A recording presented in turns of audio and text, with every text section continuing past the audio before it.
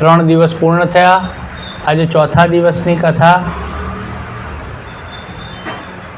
ભગવાન પાસે મલમાસ દુઃખી થતા રડતા રડતા કહે છે કે પ્રભુ, હું આપના શરણે આવ્યો છું, મારો ઉદ્ધાર કરો।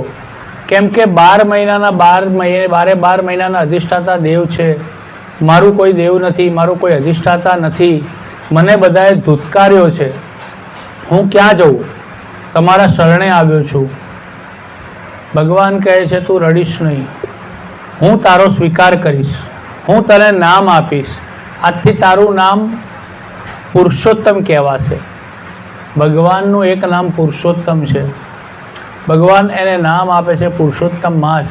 આથી એ મલ માસ અને મલિન માસમાંથી પુરુષોત્તમ માસ બન્યો।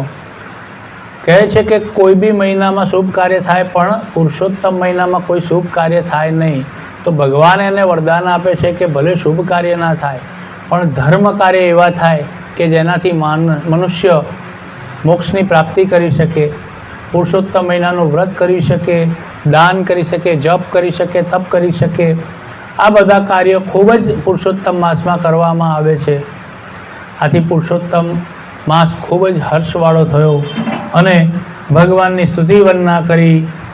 કહે છે કે 5મા દિવસે પણ કાઠા ગોરમાની પૂજાની વાર્તા આ પ્રમાણે છે કે અવંતી દેશમાં, અવંતી એટલે કે આજનું ઉજ્જૈન, ત્યાં ગાડી વિષ્ણુદેવ નામનો બ્રાહ્મણ, તેની પત્ની અને તેના 2 બાળકો, અનુક્રમે એની પત્નીનું નામ, એના 2 બાળકોનું નામ દેવલ અને માધવ। દેવલની પત્નીનું નામ રૂપવતી અને માધવની પત્નીનું નામ મુગ્ધા। સમય ગયો, દેવલની પત્ની રૂપવતી એના નામ પ્રમાણે જ ગુણથી ભરેલી હતી, ખૂબ જ રૂપવાળી પણ અભિમાની હતી। જ્યારે મુગ્ધા ખૂબ જ ભોળા સ્વભાવની હતી। સમય જતાં વિષ્ણુદેવ મરણ પથારીએ ગયો, એની પત્ની પણ ગઈ। હવે 2 ભાઈઓ એકલા થયા, બંને ભાઈ અને એમની વહુઓ। એમાં દેવલની પત્ની રૂપવતી ખૂબ જ કજિયાળી, બધું જ પોતાનું કરી લેવાની વૃત્તિ ધરાવતી। 2 ભાઈઓ અને તેમની પત્નીઓ, બાપના પૈસા હતા ત્યાં સુધી તો બધું ચાલ્યું, હવે ઘર ધીરે ધીરે ખાલી થવા લાગ્યું। એટલે 2 ભાઈઓ વિચાર કરે છે કે આપણું અહીંયા આગળ કંઈ નહીં ચાલે, આપણે બહારગામ કમાવા જઈએ। બંને નક્કી કરે છે અને બહારગામ જવાની તૈયારી કરે છે। જતા પહેલાં નાના ભાઈએ મોટા ભાઈની પત્ની રૂપવતીને કહ્યું કે ભાભી, મુગ્ધા ઘણી ભોળી છે, તમે એનું ધ્યાન રાખજો, અમે કમાઈને આવી જઈશું। 2 ભાઈ કમાવા ગયા। હવે તો રૂપવતી અસલી રૂપ પ્રગટ કર્યું। મુગ્ધાને કારણ વગર જેમ તેમ બોલવા લાગી। એક દિવસ રૂપવતીએ રાંધવાની બાબતમાં મુગ્ધા સામે બહુ ઝઘડો કર્યો, ધક્કા માર્યા, ઠોસા માર્યા અને એને હડસેલીને ઘરમાંથી કાઢી મૂકી। રોતી કકડતી મુગ્ધા બહાર નીકળી ગઈ। થોડેક દૂર એક નાની ઝૂંપડી જેવી ઓરડી હતી, એમાં તે વસવાટ કરવા લાગી। લોકોને મુગ્ધાની હાલત પર ખૂબ જ દયા આવી। જે કંઈ મળે એને આપી જાય અને એનાથી જ મુગ્ધા પોતાનું જીવનનો નિર્વાહ કરે। મુગ્ધા ભોળી સ્વભાવની, એટલે જે કોઈ કામ બતાવે બધાને કામ કરી આપે। દુષ્ટ સ્વભાવવાળી રૂપવતી કોઈ સારો ગુણ દેખાયો નહીં। અભિમાની પુતળી હતી, દમ કરવામાં પાવદરી હતી। એને ધર્મમાં ધ્યાનમાં સહેજ બે શ્રદ્ધા નહીં। અને મુગ્ધા ખૂબ જ સારા સ્વભાવની, રોજ ધર્મ કર્મ કરે। એવામાં પુરુષોત્તમ મહિનો આવ્યો। અવંતીના નરનારીઓ વ્રત ચાલુ કર્યા। સવારે વહેલા ઉઠી નદીએ નાહવા જાય, કાઠા ગોરમાનું પૂજન કરે। મુગ્ધા પણ એ બધા જોડે જાય।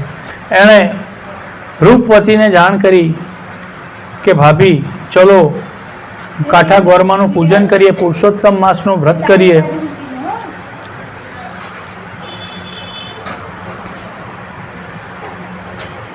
રૂપવતી કહેવા લાગી, વ્રત શાનું છે, વિધિ શું છે? તો રૂપવતી છણકો કરી અને જવાબ આપ્યા વગર કારણે એને કાઢી મૂકી. આથી મુગ્ધાને ખૂબ જ દુઃખ થયું. તે ઘર તરફ પાછી ફરી. રસ્તામાં રૂપવતીની બહેનપણી શ્યામા મળી. તેના નામ પ્રમાણે તેના ગુણ, તેનું મુખ તો ભોળું પણ મનની મેલી, છળ કપટ કરતી. રૂપવતીના ચારે હાથ ચડે એવી હતી. મુગ્ધાને દુઃખી થતા નિરાશ જોઈ શ્યામાએ પૂછ્યું, કેમ તું દુઃખી છું? ત્યારે મુગ્ધા કહે છે કે આ વ્રત મારે કરવું છે, પણ મને ખબર નથી કેવી રીતે કરવું. શ્યામા કે હું તને મદદ કરીશ.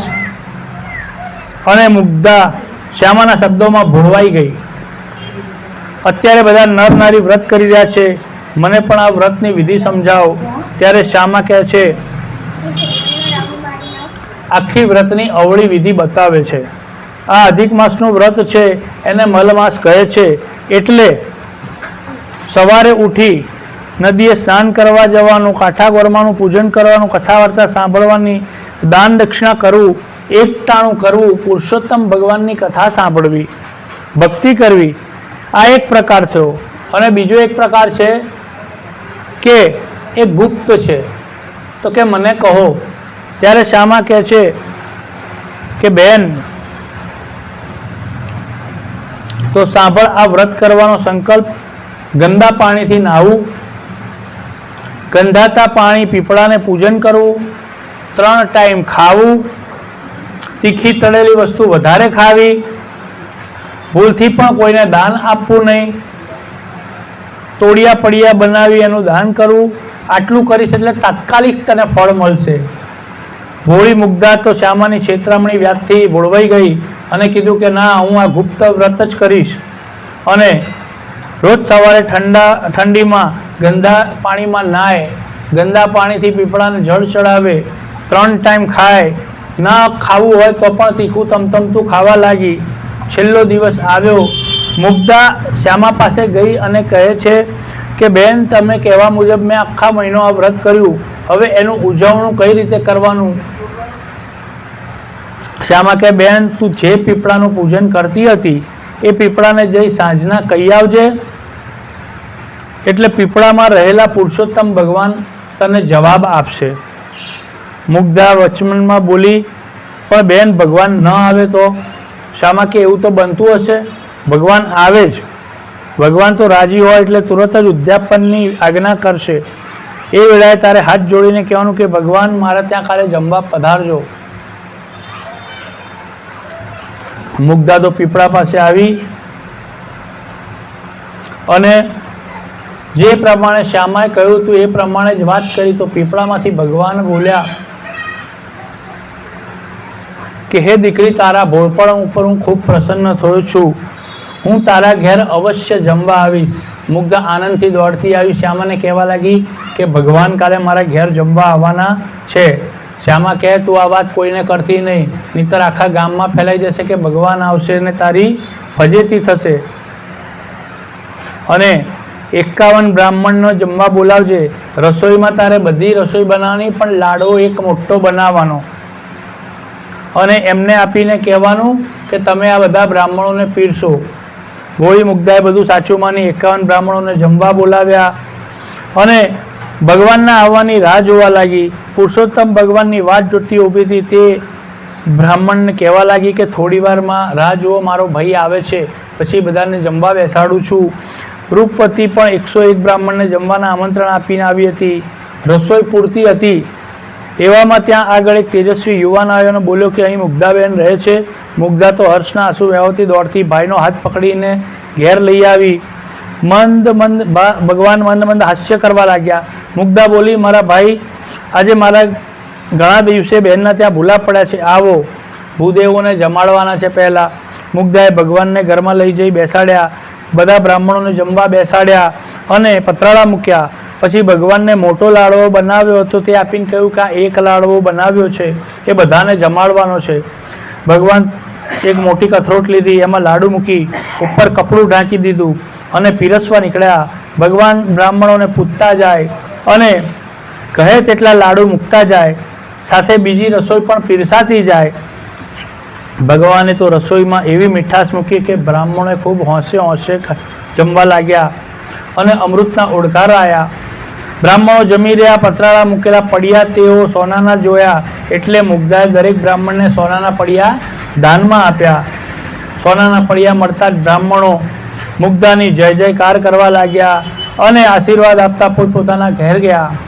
આ બાજુ રૂપવતી 101 બ્રાહ્મણોને જમવા બેસાડ્યા, પતરાળા મૂક્યા, લાડુ પીરસ્યા, પણ લાડુ મૂકતા જ માટીના દેખાવા લાગ્યા. બ્રાહ્મણો ગુસ્સે થઈ ગયા. બધા ઊભા થઈ ગયા અને સમજ્યા કે રૂપવતી તેમની મસ્કરી કરી છે, તેથી તેની ઉપર ફિટકાર વરસાવવા લાગ્યા. ત્યાંથી રવાના થઈ ગયા. માટીના લાડુ જોઈ રૂપવતીને આશ્ચર્ય થયું. મનમાં સંદેહ થયો કે પુરુષોત્તમ ભગવાન મારી ઉપર નારાજ થયા લાગે છે. તેને મુગ્ધાની ઉજવણીની વાત આવી અને બધા બ્રાહ્મણોની રસોઈની વખાણ કરતા જોઈ દક્ષિણામાં સોનાનો પડિયો મળતો જાણી અને જાણ્યું કે ભગવાન એની ઉપર પ્રસન્ન થઈ એનો ઉદ્ધાર કર્યો છે. મુગ્ધા ત્યાં બધાએ જમી લીધું. ફક્ત મુગ્ધાને જમવાનું બાકી હતું. ભગવાન મુગ્ધાને હાથમાંથી લાડુનો થોડો પ્રસાદ મૂકીને તેને ખાઈ જવા જણાયું. મુગ્ધાએ પ્રસાદ ખાવા સાથે જ મુગ્ધાનું ભોળપણ જતું રહ્યું અને તેની બુદ્ધિ તેજસ્વી બની ગઈ. તેના વદન ઉપર અલૌકિક તેજ પ્રસરાઈ ગયું. મુગ્ધા ભાઈના સ્વરૂપમાં આવેલા પુરુષોત્તમ ભગવાનને ઓળખી ગઈ અને તેમના ચરણો પકડી લીધા. કહે છે કે પ્રભુ, મારા ઉપર આપે અનહદ કૃપા કરી છે. આપ પોતાના ખરા સ્વરૂપમાં પ્રગટ થઈ મને દર્શન આપો. ભગવાન પોતાના સ્વરૂપમાં આવ્યા, મુગ્ધાને દર્શન આપ્યા, આશીર્વાદ આપીને કહ્યું કે થોડાક જ સમયમાં તારો પતિ અઢળક ધન કમાઈને આવશે, સમૃદ્ધિ ભોગવશે. તું તથા તારા પતિ સદેહે વૈકુંઠ પધારશો. કપટી શ્યામાના કહેવાથી ગંધાતા પાણીથી કુંડીમાં સ્નાન કરેલ એ કુંડી હવે મુગ્ધા સરોવર નામે ઓળખાશે. આ ભાવિક સરોવરમાં જે સ્નાન કરશે તેના સર્વ પાપો બળી જશે. મુગ્ધા હાથ જોડી ઊભી રહી, બધું સાંભળી રહી. ત્યાં ચમત્કાર થયો. પ્રભુ અંતર ધ્યાન થયા. આ વાત નગરમાં વાયુ વેગે પ્રસરી ગઈ. સૌ સમજી ગયા અને તેના દર્શન કરવા આવવા લાગ્યા. રૂપવતી આ બધી વાત જાણી ત્યારે તેને ખૂબ જ પસ્તાવો થયો. મુગ્ધા પાસે જઈ પગે લાગી માફી માગી અને પોતાના ઘેર જઈ પછી દેરાણી જેઠાણી સાથે રહેવા લાગ્યા. થોડા દિવસ પછી એમના પત્ની આવી ગયા. સૌ કોઈ સુખમાં રહેવા લાગ્યા. નગરીમાં મોટા ભાગના લોકો હવે પછી આવનાર પુરુષોત્તમ મહિનોનો વ્રત કરવાનો સંકલ્પ કર્યો. બોલો શ્રી પુરુષોત્તમ ભગવાન કી જય.